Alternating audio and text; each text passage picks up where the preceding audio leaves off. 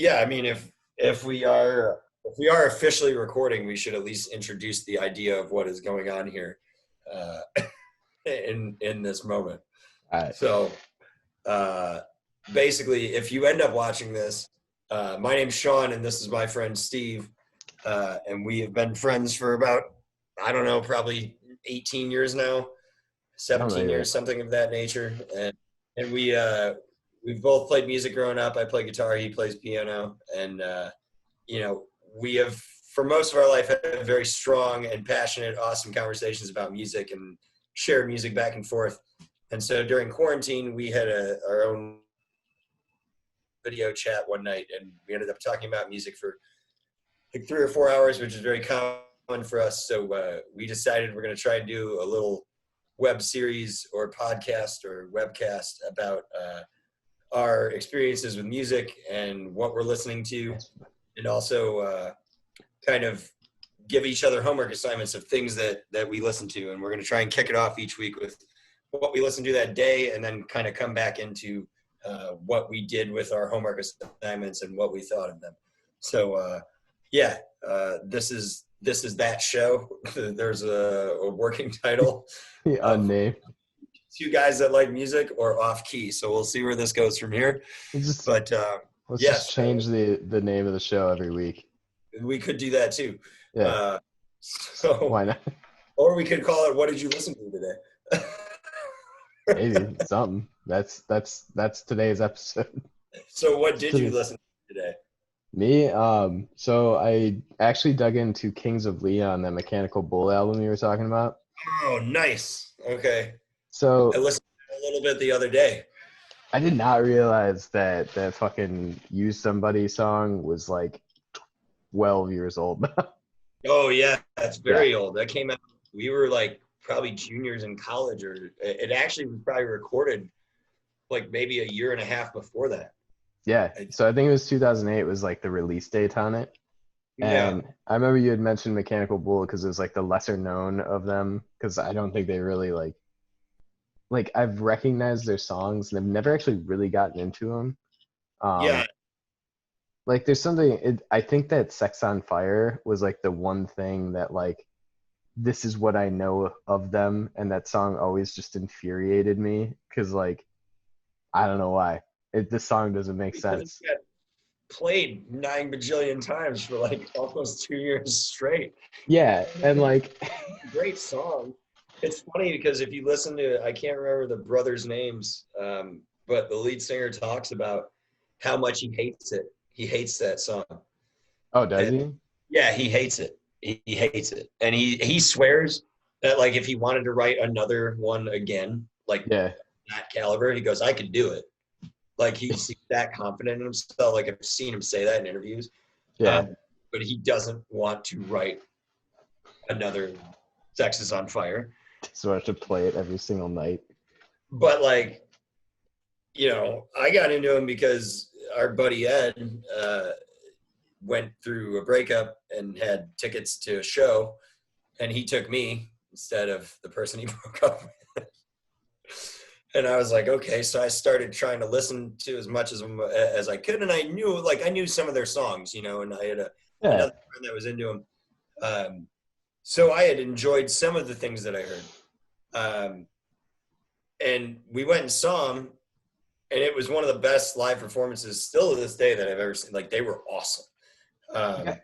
You They both were say great. that.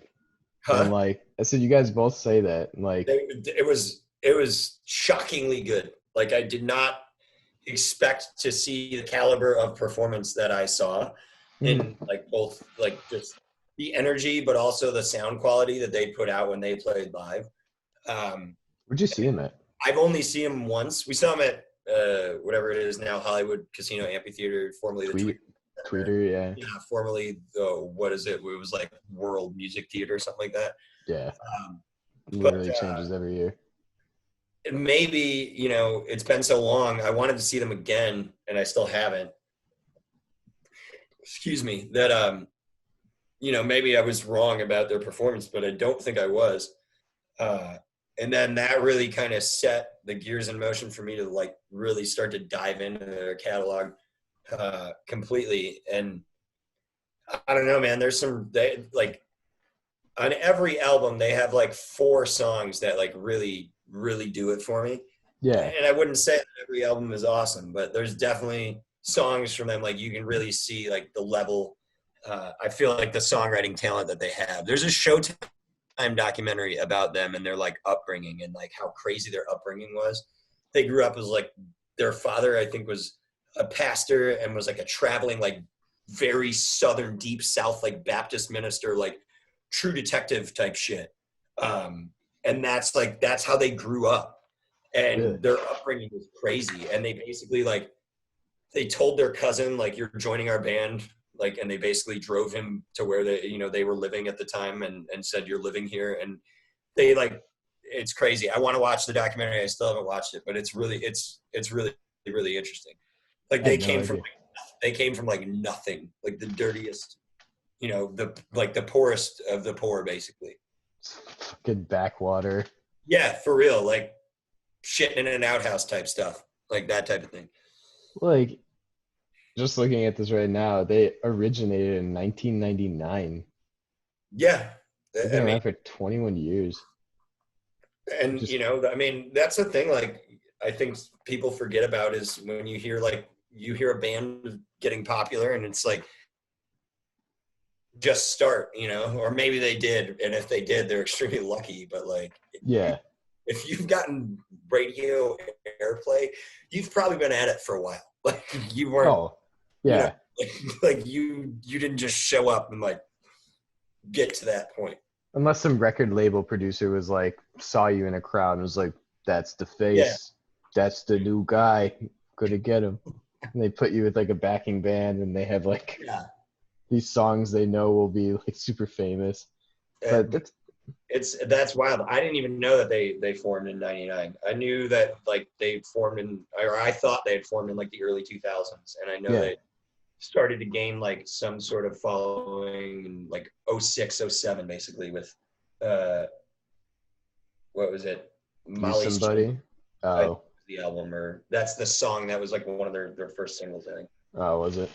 Yeah, I mean they're a band I never really got into, but like I didn't know if that wave crested in 2008 and then like I mean, to be honest, like I don't know what sort of stadium they could fill right now. I don't know if they're still at that height They of the played the popular. United Center, the last album they came out with. They played the UC.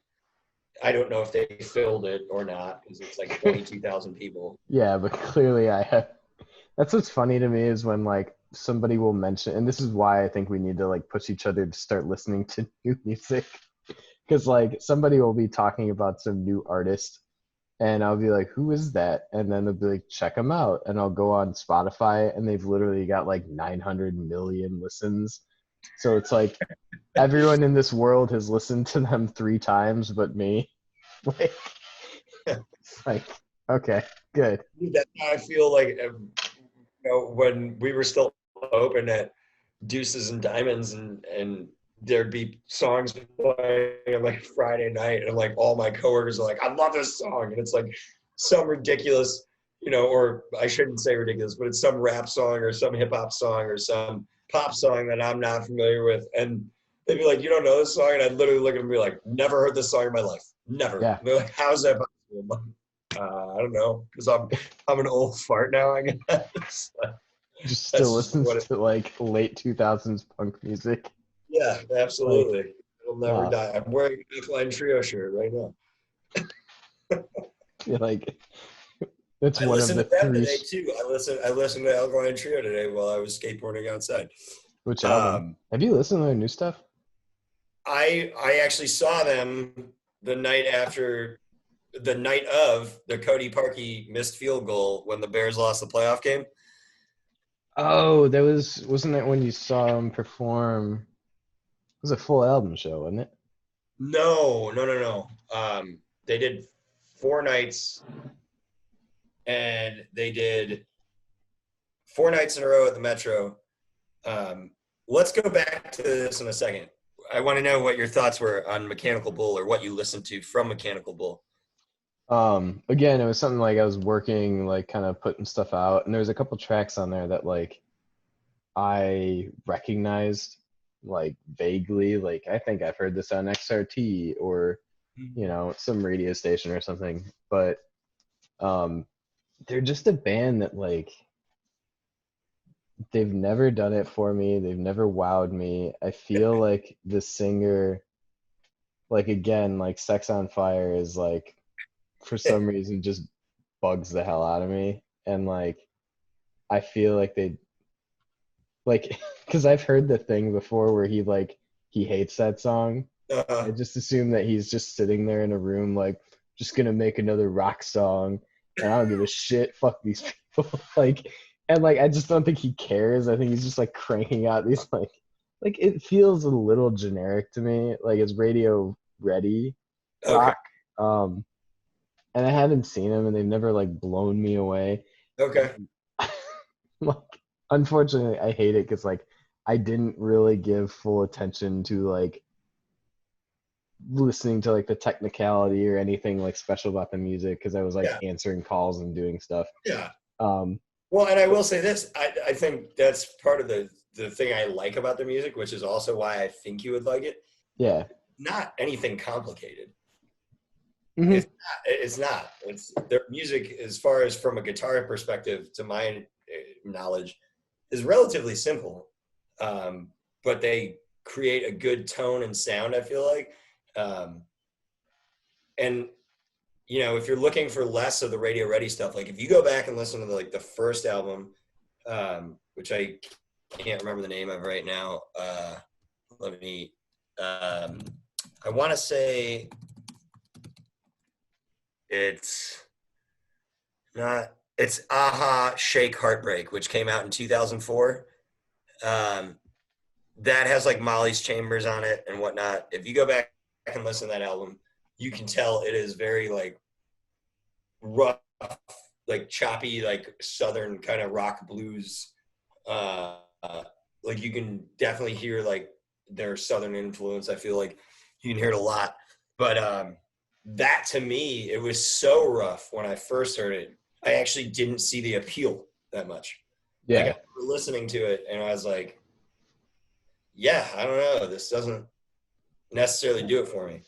Um, but then like, I hear songs like Back Down South, which is a song that in terms of like, I know you love, Americana singer songwriter stuff. If you went and listened to Back Down South now, I think that one would hit you pretty good. I think you'd really enjoy that one. That's one of my favorite songs of theirs. The song always puts me in a good mood. Back down south. But yeah, it's called Back Down South. I think you'd really enjoy that song. It has like a slide guitar melody on one string. It's really simple, but it's just it's a good song. I'm surprised it didn't get more radio play. I definitely think it's something that basically a lot of people who enjoy somebody who really enjoys like 70s classic rock, but also and then other people that really enjoy like country music. It kind of has a very much like a country vibe, but not like full on like pop country like today's stuff. Like a Zach Brown sort of like No, Zach Brown I associate, and I say this, I guess, kind of unfamiliarly because I don't know Zach Brown's music that well, but I yeah. associate Zach Brown with more of a like kind of outlaw country, almost metal. And I know Zach is a metal fan, or like Metallica fan, isn't he? So actually he's sort of this guy I've always been like really interested to dig into because obviously he came out. I've seen some interview stuff with him at times, and he really intrigues me. And I think he's in one of the Foo Fighters documentaries, or the one they did on HBO. But go on, I apologize. Oh, Sonic Highways or Yeah, I think yeah, I think they did something with him, didn't they? I think so. Yeah, And like and it, like that's one that I saw, and I was like, this guy's cooler than I thought. I like him a lot. well, because he came out with that chicken fried song and all it was just like I don't know, like there wasn't much. Probably hates playing that song too. Oh, 100%. It was like, But I mean, but we shouldn't be speaking for Zach Brown, I guess, on the show. but it, 100 episodes from now, Steve, Zach Brown will be on the show, and we can ask him ourselves. and our guest today is Zach Brown on the on the Zach Brown show because we've changed the name today.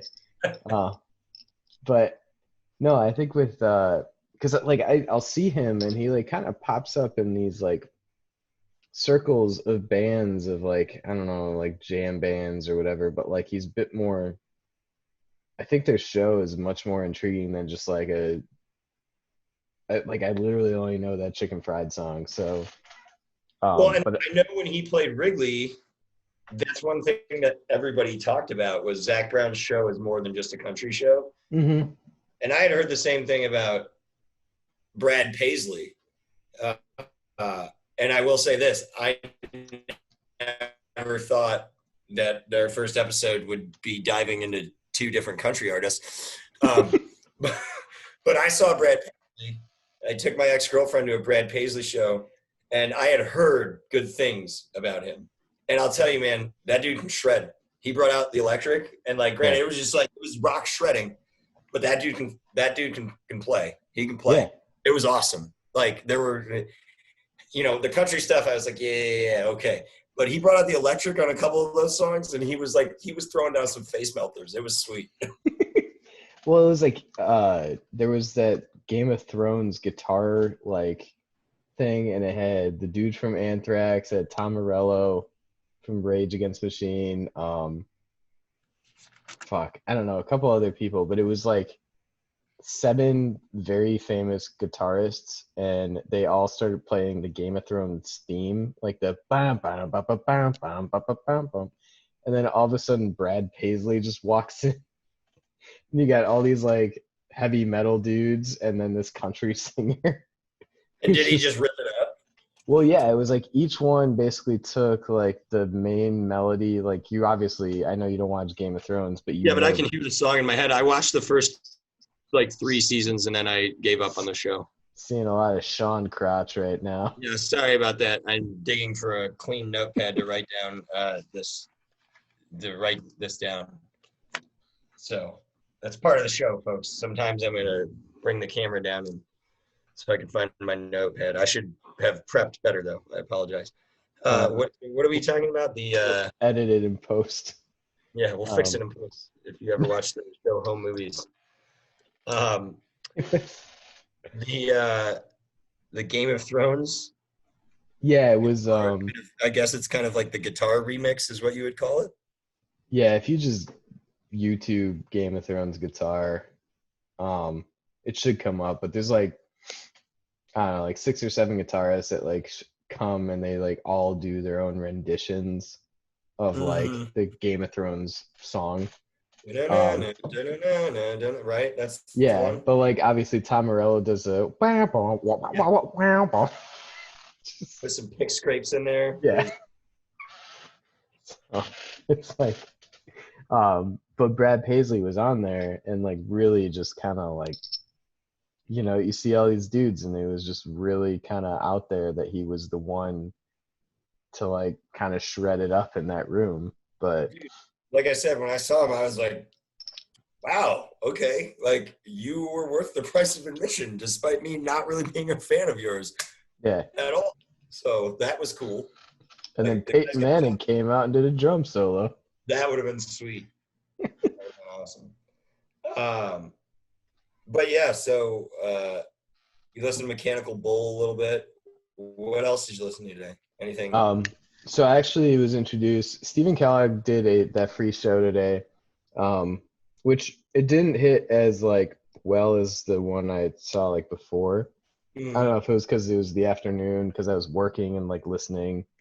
But he has like a guest on each show, and like he interviewed Gregory Alan Isakov. Isaacoff. I know the name. Yeah, but he did this song. It's called like San Luis. But I just like checked it out. It was like the top song on his Spotify, and it was like it's not like a happy song, but it was like a pretty deep, like good song. It's called San Luis. Yeah, I think that was the one. Okay. But so that was something else I listened to. I gave the new Car Seat Headrest album another listen. Did you mention that to me the other day? I did. I think we Well, were on the text me. I phone. think that's why I was like, why do I know that name? Yeah, So I what am mean, I? What are they? what are they? Yeah, what are they about? What is car seat headrest besides Um, car seat headrest in my car? it's I think is he started on like Bandcamp, or something like online, like posting songs and stuff, and he got really famous with I think it was Twin Fantasy. I don't know if it was about like a breakup or something, but it was just like that song or that album I think kind of put him on the map. And then he put out Teens of Denial, which was like in 2017 or 18 was like a lot of best like year end lists. So I listened to that and it was like I don't know, I think it's like 14 songs, but each song is like has so many different parts to it and it's like you get so much crammed into each song. Um and just like very unique in the way that he does things where like there's a song Bodies which is like super catchy and like very dancey. Um but like there's this part in the song where he goes, "Is it the chorus yet? No, it's just the bridge." It's like it's the build to the chorus so that it's more rewarding when you get there. And it's like the spoken word part, but it's so obscure, it's really So weird. he's lyrically explaining to you what part of the song he's composing or that is being Yeah, composed. but it's like there's a level of humor to his stuff. Obviously, if you're saying that no, this is not the chorus, this is the bridge. Yeah. So, There's obviously a level of humor to it. but like I would say if you ever want to like really pick yourself up, like listen to the song Bodies. And like it's one of those things where it's spelled Bodys. Like I don't know why. It's just like that bugs. It doesn't bug me, but I think it's kind of funny every time I read it because I want to say it's Bodies. But um, so like that's something that'll like really pick up your mood if you're like trying to get ready in the morning or something. But um, yeah, he put out a new album. I can't remember the name of it. Um, it was a little different. It, it's called Making a Door Less Open. But there were a couple songs on there, like one song called Martin I liked, and then the other one was Hollywood. It's just a line in it where somebody goes, "Hollywood makes me want to puke." And it's just like explaining going down the street in Hollywood, like all just like the fake bullshit that you see. Um, but like the rest of it wasn't like as good as the last two albums. Um, so, but yeah, I listened to that, and then That's okay. That happens. Not every album can be a banger. yeah, so it was. Oh, you froze. Oh, I did. Froze on me. Sounds like a you problem. So What'd you listen to? what did I listen to? Well, today I listened to some. Today I listened to some Lumineers stuff. I went back and listened to the second album because I haven't listened to it in a while, and I kind of listened to it yesterday. Is that the Ophelia one? Yeah, and it has "Sleep on the Floor" on it, which I was playing on guitar because it's a good song and I like it a lot. Um, "Sleep on the Floor" I think is the first track on the album, but that band does more with less than anybody since Tom Petty. I've said that probably to you before. I know I've said it to my brother before, but like in terms of just simple song structure and not much else going on for the most part. Not that Tom Petty had a little more going on, obviously, but uh, they do the amount of hit songs that they've pumped out with basically the same four chords and not a whole lot going on in the background is exceptionally impressive. Oh, Uh, it's awesome. It's awesome. It's stupefying to be that good at and keep the same thing going, but it's crazy. So listen to that. I listened to a Fish set from uh, did I you don't know. listen to Dinner and Movie this week? Yeah, I did. Um, Man, that seems so long ago. Uh, All 2 days ago. Fucking quarantine. I listened to a Fish set from like '96 today, I think it was. Uh, and had some good stuff in there. You know, their middle year stuff, like their 96 and 97 shows are considered like their best years. I know, like, if you're a Dead fan, you know, most people consider, I think, like 77, I guess, like the Dead's best year. Yeah. Uh, but like their style of music, the way they played back then, I felt like was much more, I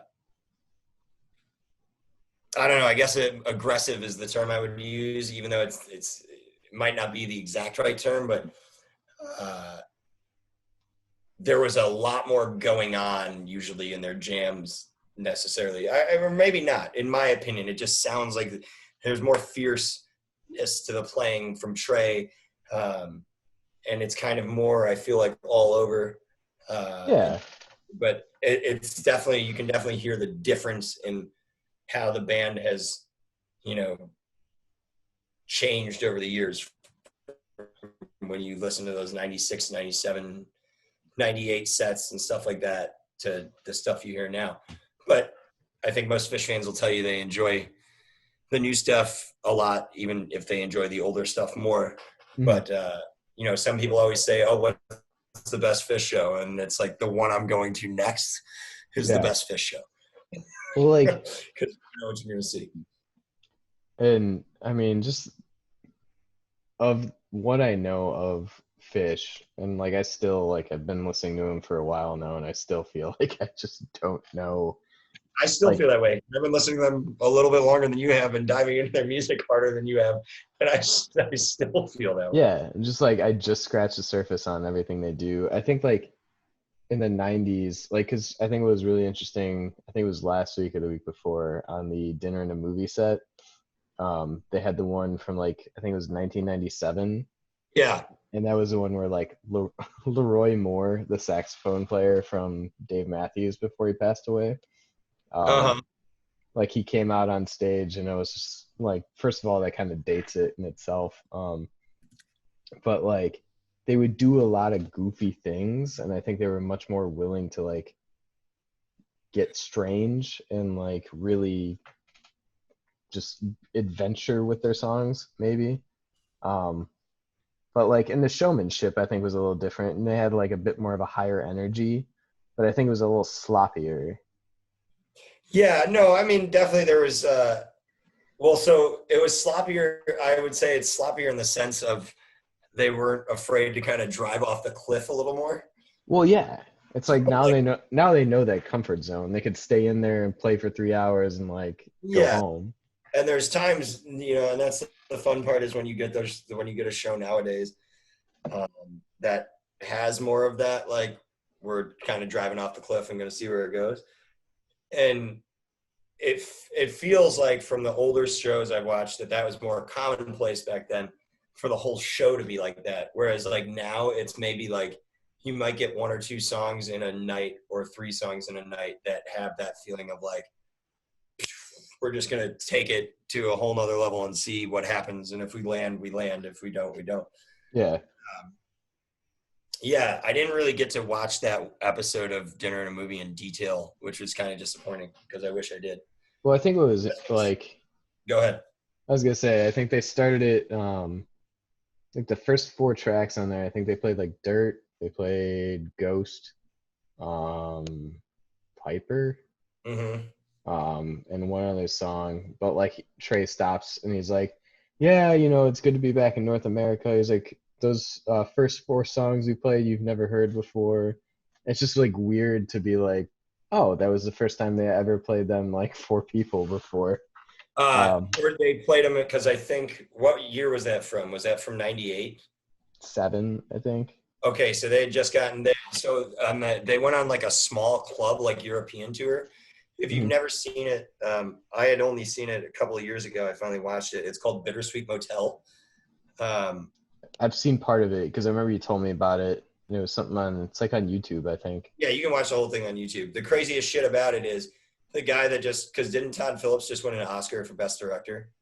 I think for Joker. Yeah. So the guy that did Joker, who also wrote Old School, was the director of Bittersweet Motel.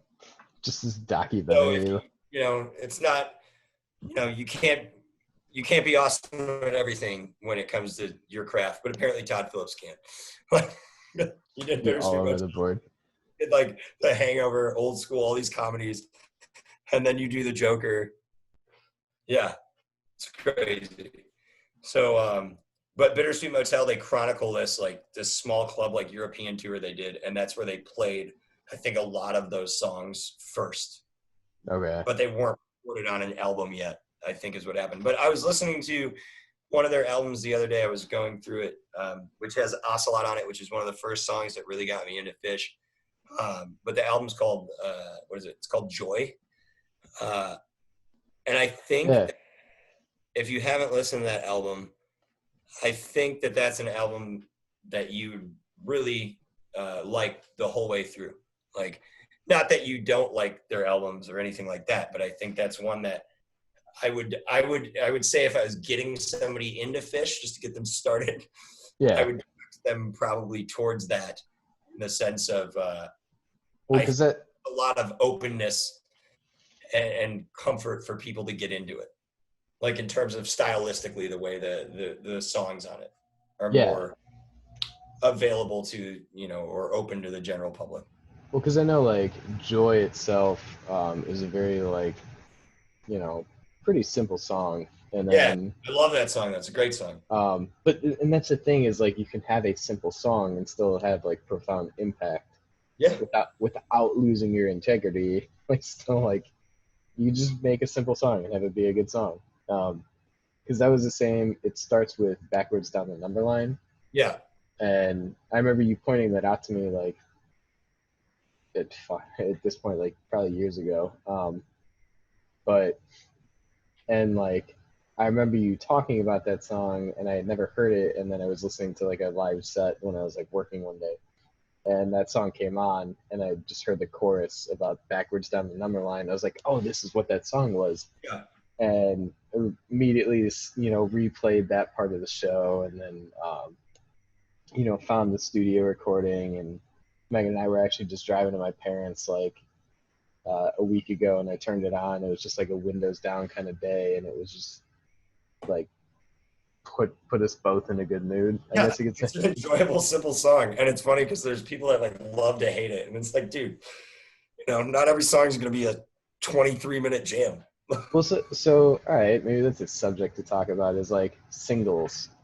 Like, what is it about singles that is different than like deep tracks? Like, I mean, we were talking about Kings of Leon earlier, and just how like all I can think of is like You Somebody and Sex on Fire.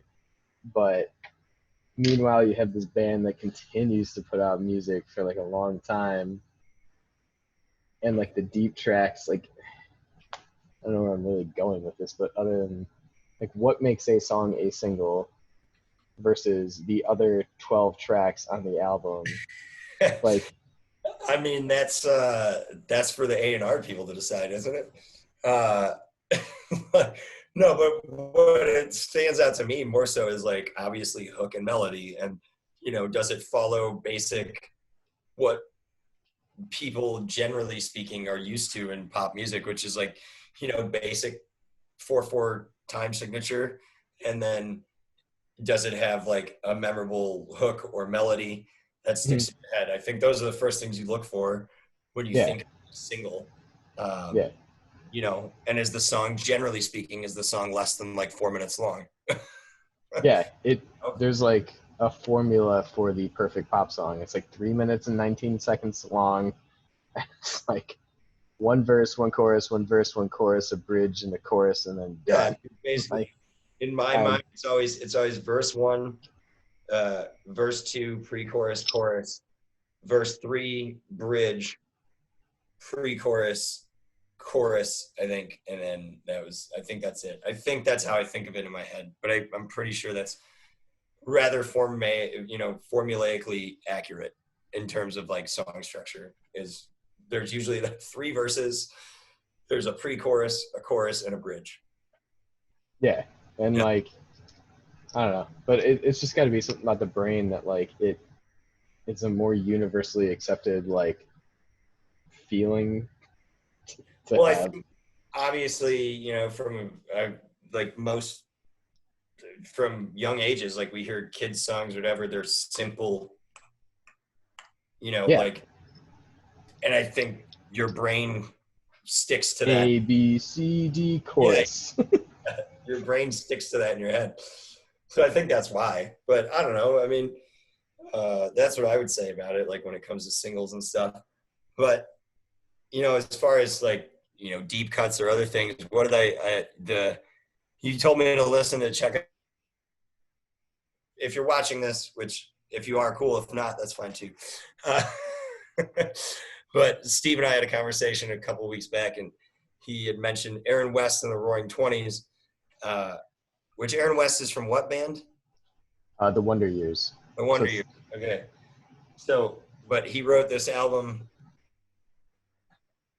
I mean, I went and listened to it. It was two albums, right? It's We Don't Have Each Other and then Routine Maintenance.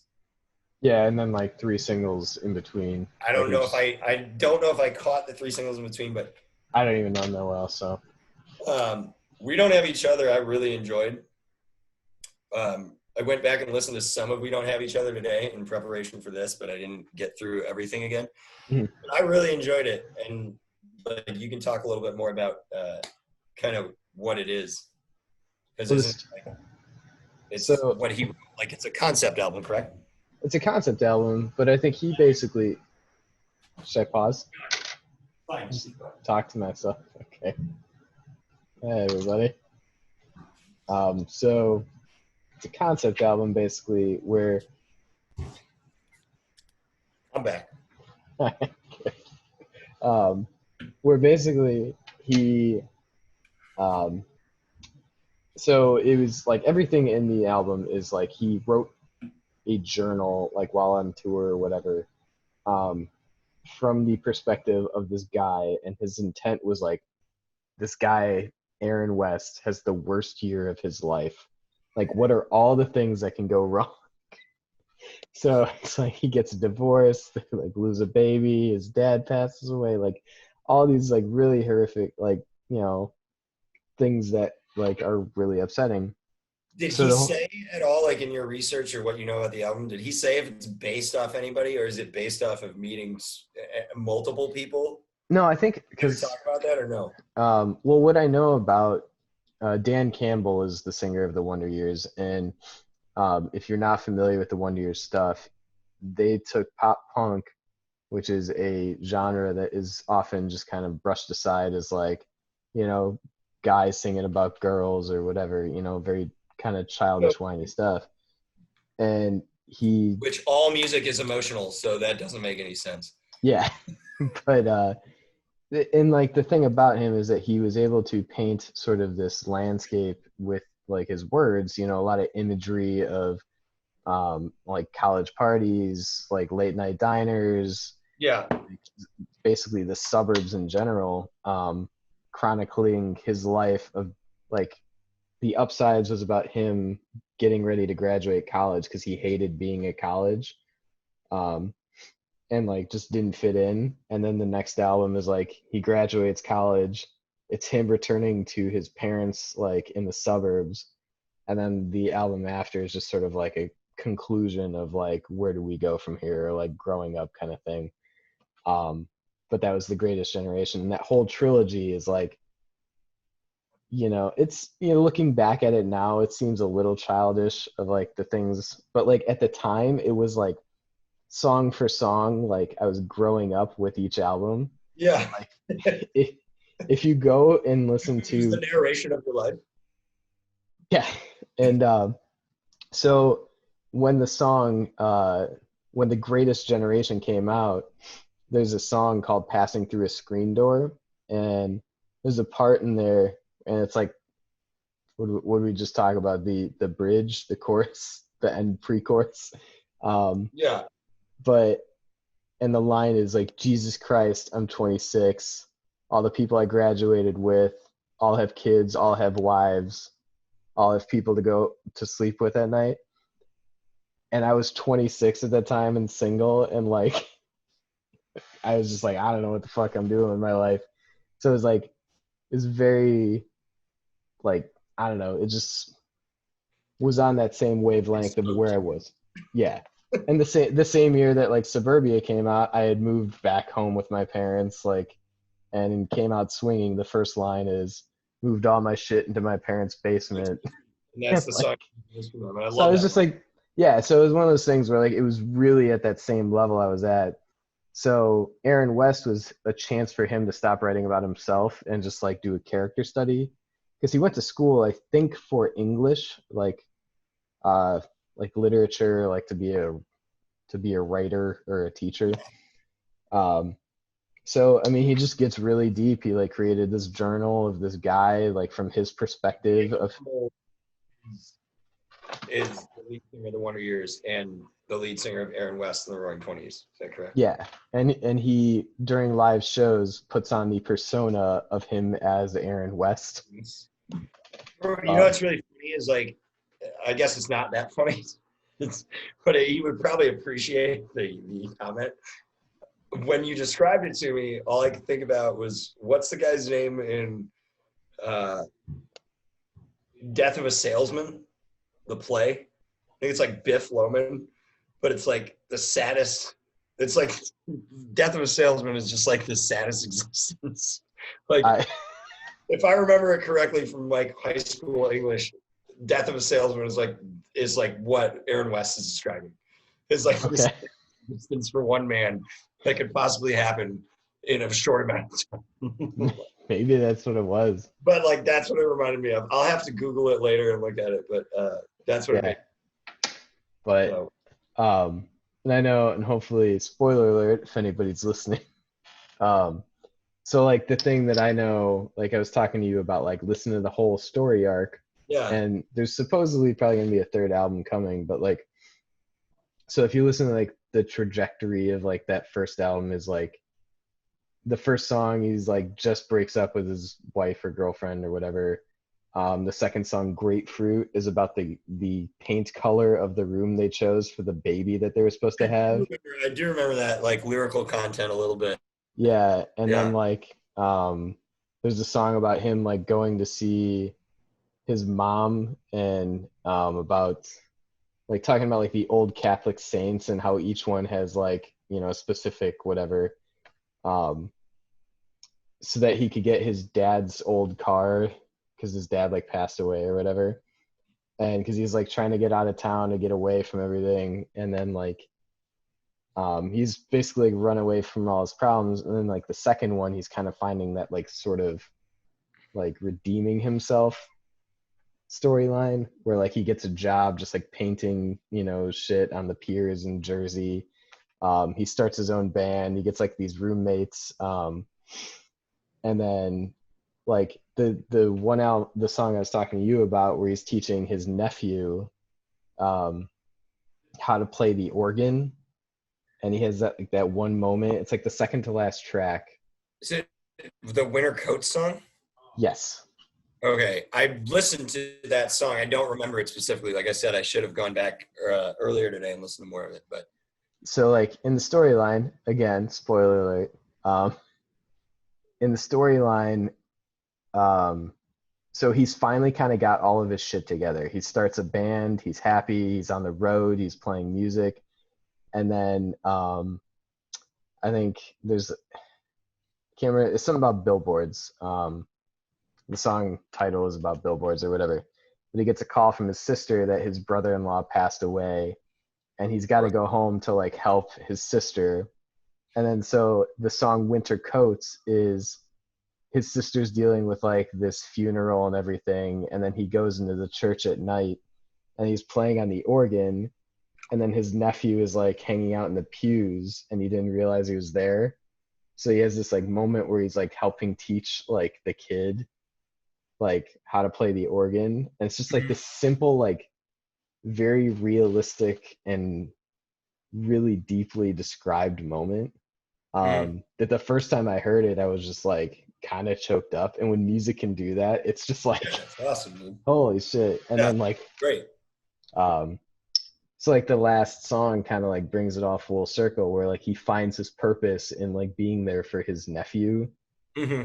and So I don't know. I thought like as far as an actual story for a concept album, because Yeah, like concept yeah, because concept albums can sometimes be so like out there in their storytelling uh, that like was it the Who, the Pinball Wizard, um or Tommy? Am I yeah, thinking of Tommy? uh, that or Quadrophenia, I don't know.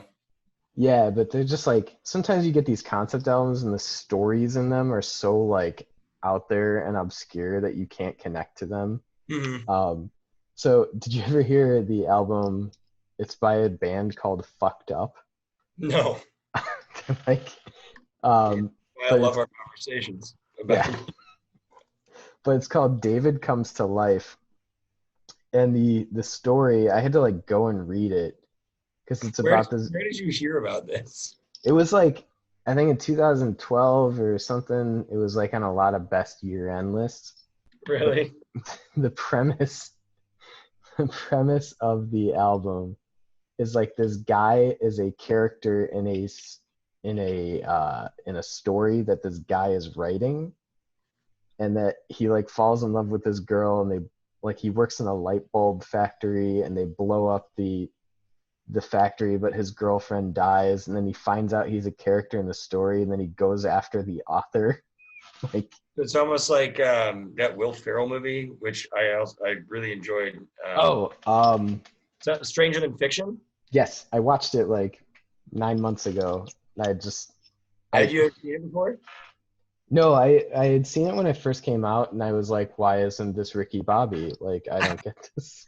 See, I always really enjoyed it. I thought it was a really genius idea, like concept wise. Like, you have this person writing this story, and it's, that's the when you study movies, they talk about, they refer to it as like the suspension of disbelief. Mhm. Um, where you basically just accept what is going on because you are watching a movie. Yeah, Except, like you accept the fact that this person can hear the person writing the story about their life. Like the wrecking ball like destroys his apartment. So it's kind of like that. This yeah, album, the band's called Fucked Up. David Comes to Life. All yeah. right, so that's on my list of things to listen to now. Um, and then uh, uh, what we weren't recording earlier, you had mentioned some trip hop stuff. But anyways, I wanted to ask you. I'd sent you that album from. Uh, did you listen to it anymore? Moontooth, which was I had Googled the top 50 albums of 2019 from Rolling Stone, and that was number 50. And they had mentioned a couple of stylistically things that were going on in the album. So I was like, screw it, I'll just put it on. So I put it on when I was in my car. Excuse me. And it was rather impressive. Like the guitar parts, it was kind of progressive rock. It was pretty interesting. The vocals were interesting, but I enjoyed it. It was like a 40-minute album. It's pretty short. And the band's called Moontooth. The album's called Crux. So if anybody's watching and wants to check it out, I encourage them to, especially if you're a guitar player, because there are some pretty cool parts in there. But yeah, did you listen to any more of it or no? I listened to I think the first two or three songs when you sent it to me, and then started doing something else. It Yeah. was super unique. I know we kind of discussed it, but Yeah. um, the very first part of it, I didn't really dig the guy's voice, the vocals of it. Mhm. But then as it like kept kind of like driving along, and Yeah. then like it just got more obscure. Like Yeah, it's a pretty energetic album. yeah, and then like I remember I was talking, I was like listening to it, and then all of a sudden trumpets come in, and you're just like, I'm not sure where this album is going, but Yeah. um, by the end of like the first song or halfway through the second song, I kind of forgot that I didn't like the guy's voice because I was just overtaken by everything else. Because I've never been like a huge fan. Like you get these sort of like I don't know, like these metal albums or um, what was that band? Dragon Force. Dragon Force, yes. That's sort of like Awesome guitar licks and drumming going on in that album, or in that with that band. yeah, it's like because you have like He's these got really those high like super high, like what's the metal term, sub metal term I'm looking for? I don't know. It's like fantasy metal. Like, Yeah, but that's exactly what it like made me think of is yeah, like that sort of this dude's got long hair like and just like rages to Dungeons and Dragons and just like and like I don't know like and there's nothing wrong with that. I love Dungeons and Dragons. I've played it before. It's fantastic. You should all try it. I've never played it, but I wouldn't be opposed to playing it. If you have Anyway, a good dungeon master, it is a super fun time. I feel like Um, you would be a good dungeon master. maybe if I have a couple beers, maybe. I feel like you would really be a really good dungeon master. But anyways, uh, that's another show. Uh, but yeah, so you were intrigued. You liked it. What you heard? Yes, and I really just forgot to go back to it, but I do intend to. Oh, Moontooth. I'm gonna write it down. Yeah. No. Yeah. So I intend to go through that list on Rolling Stone a little bit more, and whatever other lists are out there, just because I haven't really listened to a lot of new albums. I don't even know. I can't even think of like the last time I was like, oh, this band is releasing an album, and kind of jumped on it. I mean, the Alkaline Trio one I listened to, that was like 2 years ago. And then there was the Kings of Leon album that came out probably like 3 or 4 years ago that I listened to. But like, Yeah, but that's the thing is like I don't want to only get excited about new music from bands that have yeah, that you been already know. yeah, and like because I can't remember if even I started recording before, but we were talking about like what makes music like why does it move you so much like when you're younger in those formative years as opposed to like when you're older and like you just don't care as much and Well, I like mean, I definitely think the biggest thing is like it's your developing brain and developing life, obviously, and yeah everything is kind of constantly changing around you. Not that it doesn't when you're older, but uh, you have uh, you kind of have this wide open thought of like the whole world is in front of me, my whole life is ahead of me, and there's just these songs and these bands or these artists, whatever you listen to, depends, get attached to those moments in your life and mhm, just kind of dig in, and then that becomes you know whatever, that becomes what you dive into. You dive into that band because of this moment, and like it struck a chord with you, or those lyrics struck a chord with you at that time for that reason. Not to say that it can't happen when you're older, but it's just more so I think you know there's probably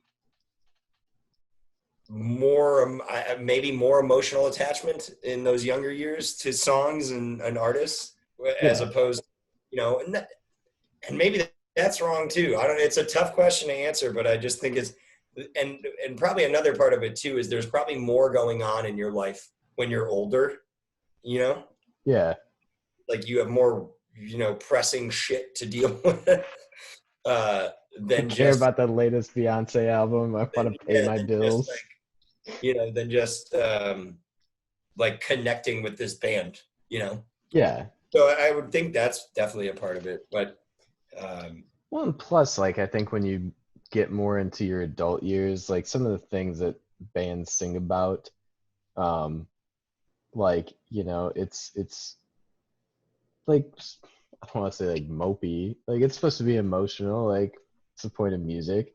But like sometimes you're like, all right, this is a little cheesy for a 35-year-old man to be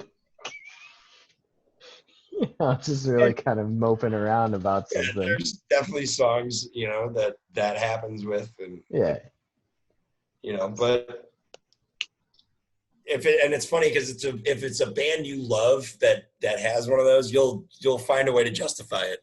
Oh, 100%. Like, Like, no, no, and no, no, you shut up over there. This go song is get, awesome. yeah.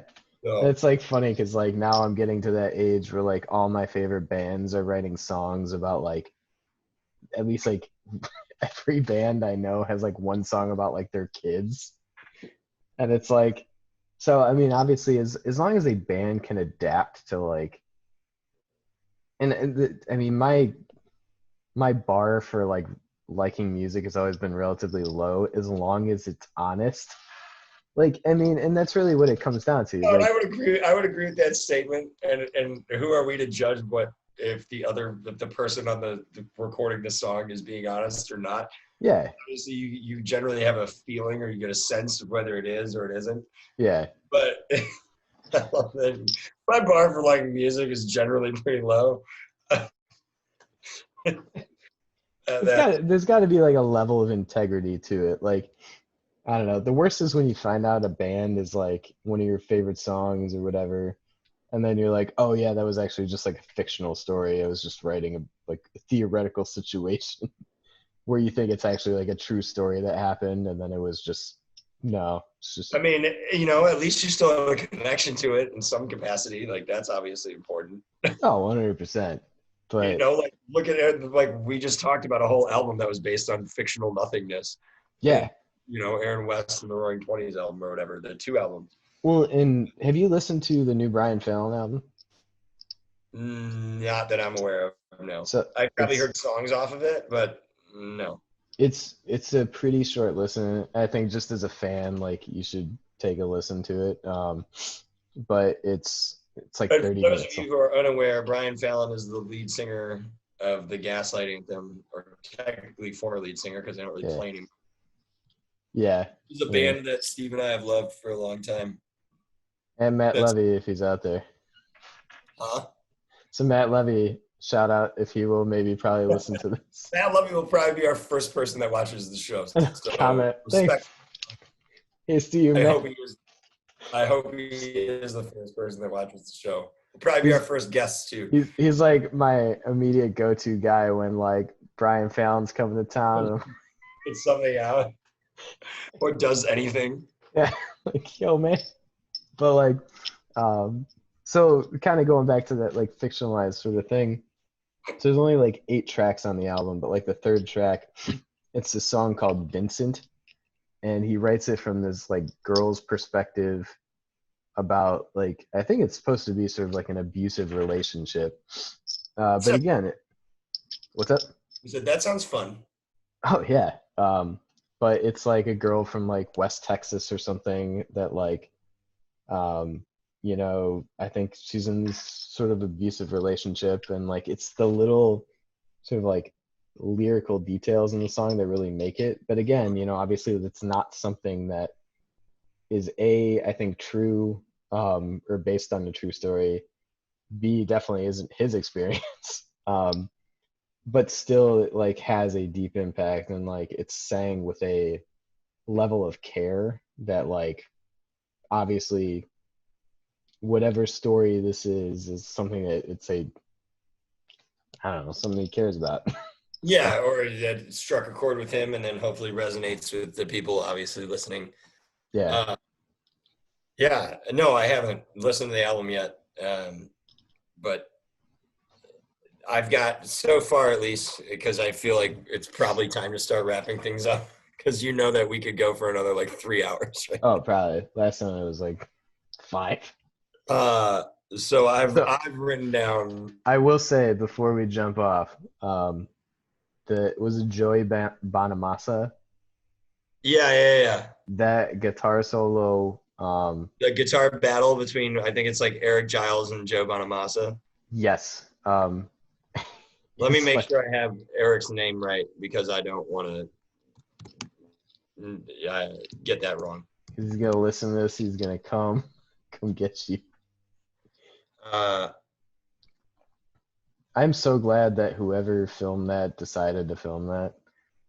it's Eric Gales, not Giles. So I Oh, did have it wrong. So I'm glad I looked it up. It's Eric Gales, Gales, and Joe Bonamassa. But yes, the A is silent. It's but go on. but no, it was one of those things where like without really like watching the video, you can't really explain it. I can explain it. It's two really good blues guitarists throwing down heavily at each other and taking solos back and forth. and it's pretty dirty blues. Like, it's awesome. Yeah. So if you're a fan of guitar playing in any fashion, whether you play or don't play, or are a fan of live music, it's two guys throwing down at each other back and forth, and it's one of the better ones I've ever seen. But go on. Yeah. I gave it to. I told Steve to watch that last time we had talked. I said check it out. So Yeah. And I still haven't watched the Guitar Teacher Reacts oh video yeah, yet. yeah, yeah. But I mean, if you watch the video itself, that's all that matters. Yeah. It's just a lot of like But what milk. did you think? What it was like as you watched it? Based on the little I know of how to play guitar, is that that would take me like another 75 years to get to that level of like practicing every day. I've been playing for now is roughly like 21 years, and I'm not at that level. So Yeah, don't feel. yeah, but no, it's not really much to say about it other than that it's like face meltingly good. Yeah, So it's worth a watch. So if you've never seen it, it's totally worth a watch. And like, if we put this out on YouTube or whatever, we can put a link in it. You know, or we can put links for a lot of the stuff that we talked like and subscribe. about. I'm just here for the hangs, man. But so I've written down for things for me to do over the next like week or whenever we do this again. Game of Thrones guitar, the San Luis by Gregory Alan Isaacoff, car seat headrest stuff, which there's like 3 songs you mentioned, the David Comes to Life stuff, and then the Brian Fallon stuff, and I wrote down trip hop too, but we talk about that. Like, you can give me some stuff. Yeah, no, I'll probably send you something else after this too, with more actually like thought behind it, um, as But to like, yeah, I'm trying to think if there's anything. I would say listen to the rest of the Moontooth album. mhm. Um, if you've never listened to like Joy by Fish, like the full album, I would say listen to that. But you've probably heard most of those songs. I'm trying to think if there's anything that I listened to this week that maybe. I don't think so. I don't know if I have a lot for you to do this week. Well, I know I still got to finish the Sound City. Oh, the Sound Uh, City documentary. Yeah. yeah, which I was very intrigued by the first Well, 40 that's awesome that minutes. we'll be able to talk about that next week. But Yeah. if anybody hasn't seen it, so tell them a little bit about what Sound City is, and because it's more fresh in your mind than it will be in mine. But So based on the 40 minutes I've seen so far, it is a recording it's studio. a documentary. It is a documentary directed by Dave Grohl of the Foo Fighters. And it is a sort of chronicle of the Sound City recording studio that I think was in Los Angeles in the Valley. But it is this place of like, debauchery and just sort of like, it's this hole in the wall studio that is known for churning out some of the like greatest albums of all time. And it just kind of goes through, based on what I kind of know, like why it's so special, why the sound is so great, how it got its origins. And I'm only up to like the 1970s or 80s. I think it just started. It was very interesting to kind of see everything that goes into the recording process and why It's a really cool documentary to check out for sure. well, it's not only that, but it's just like the sort of mythical like level that's in The system itself. yeah, it's just like a recording studio. It's just a room, it's like put a mixer in a room and then instruments on the other side, like, but some studios have much more like history and Well, and like they talk in it too. You get to, they talk about the soundboard itself. oh, Yeah. the Rupert Neve, Yeah, whatever it's the called. the Neve controller. There were only like 4 of them made, right? Yeah, and like when they kind of get in, The thing about Sound City is they had this exceptionally unique board Mhm. that they were recording off of, and most of the bands seem to credit a lot of the sound and everything they got from that board. Well, I mean, I guess we could do a part one of it, but like really kind of what they talk about is like Rick Rubin is on there and he's talking about like when you are testing out different studios for what you want to see, like you can plug in a guitar basically at any studio and like you can get the sound you want out of it, but it's all about the drums. And they said there's like this center point in the Yeah, room. yeah, I And remember he's that. like, and there's enough decay in the room and it's just like the perfect level so that the fullness of the drum sound comes out, and then the individual miking of each head on there that goes back to that Neve controller is something that's so unique. And the guy was saying like, um, back when he bought that, he's like he spent $76,000 on it. He's like, I bought a house for 36,000 back Yeah, then. Like, yeah. so for the cost, Well, he's like, I'll say this, based on the records that came out of that studio, it was worth $76,000.